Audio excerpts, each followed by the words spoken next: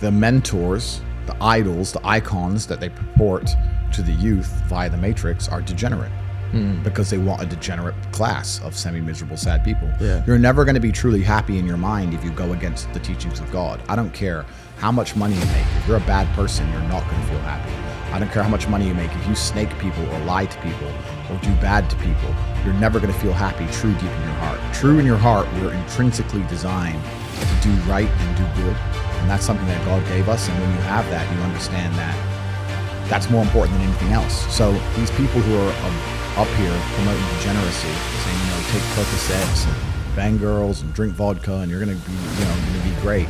I drink. I'm not saying I don't drink, but that's not my message, right? Yeah. And those people are never truly happy, and they're trying to purport that and convince people to do the same, so that the whole populace is never truly happy. And like I said, now we go in circles.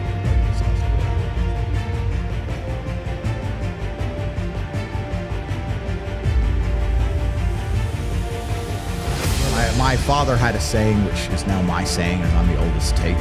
My unmatched perspicacity coupled with sheer indefatigability makes me a feared opponent in the realm of human endeavor. And I stand by that. I do like to believe I'm a feared opponent in the realm of human endeavor. If someone were to come up to you and say, you have to have a skateboarding competition, but don't worry, the guy you're skateboarding against can't skateboard. You'd be like, cool. And then I turn up. Part of you'd be like, shit. Even though I can't even skateboard. But part of you'd be like, Tate. Yeah, not this guy. I'm just that guy. Pretty good. I'm just that guy I'm just good at stuff, and nobody wants to compete against me at anything. So I'm good at everything. You have to know. Most people don't do that. Most people don't say, if someone wanted to ruin my life, how would they ruin it? So I know all of my weaknesses. I know all my weak points. Obviously, I defend and guard them the best you can, but obviously not everything can be completely defended and guarded. I know what they are. I'm not going to advertise them to the feral psychopaths of Earth. Okay. But I think in terms of how difficult a target on Earth is, I'm certainly one of the top hardest people on Earth to damage, whether emotionally, psychologically, physically, etc. I'm extremely difficult to damage because I live a reality in which I'm very conscious of these things, paranoid perhaps, and I'm hard to get to. Most men, you can just steal his girlfriend. Most men, you just steal his chick. Exactly. You steal his chick or just run up on him when he goes to the chicken chip shop. Most men are so easy to hurt. Most men you can just lie about in the media, Matrix attack them and have a mental breakdown. Most men are so absolutely not really mentally. They'll say sorry. They'll cry. I did none of that stuff, right? Most men you can just message you just get a famous guy with a blue tick to message his girl and bam. Before you know it, she's in his bed telling him about how that man. Like most men are absolutely not easy to do. It's not about detaching yourself from your emotions. I feel every single emotion. It's just about using them all in a positive direction. If I feel extremely happy and excited, I'm going to use that as motivation or energy to do amazing things and do good and work hard. If I feel absolutely depressed and distraught, I'm going to use that as endless energy and motivation to do amazing things and work hard. It doesn't matter what you give me. Energy cannot be destroyed. It can only be converted and transferred. It doesn't matter what fuel you give me. If you give me diesel, petrol, kerosene, vodka, doesn't matter what you...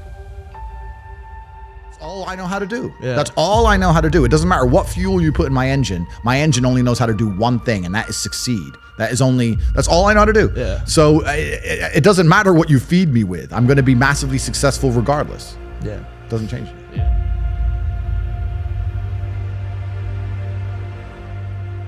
I think that any emotion you feel should be converted into positive influence. Yeah, you should do good things with any emotion you feel. I can't. And what else are you going to do with it? And this is a genuine question.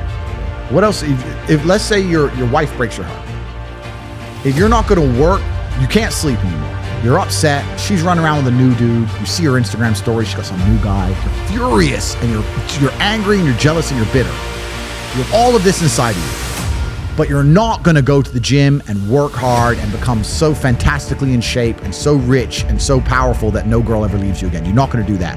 What are you going to do with it? Text her? Try and explain to her? She doesn't care. Like, you can write the most perfect English. You can write the most beautiful words ever constructed. Forget Shakespeare. You can do, it doesn't matter. She doesn't care. She just doesn't care. She's distracted. If you don't have that mindset, then you have to understand you are spoiled. You're spoiled by your reality. Because there's a whole bunch of people out here daily who fail. There are men out here who fail daily and they have yet to feel the true consequence for it. They fail to go to the gym when they know they should have gone to the gym. They fail because they forgot their keys and it took them 10 minutes to find it. They fail because they replied to a question they got sent on WhatsApp the wrong way. They fail because they didn't smile when they were supposed to. They didn't say please and thank you to that person who helped them. They fail because they didn't say hi to that girl who's looking at them out the corner of their eye. They just fail perpetually. They go through life missing every opportunity and just failing. And somehow we've built a society which is so soft and God is so giving and so graceful that they still have a place to eat and somewhere to sleep and they're still surviving. That shows how nice God is. Because before this society, truthfully, if you were that level of failure, you would be dead.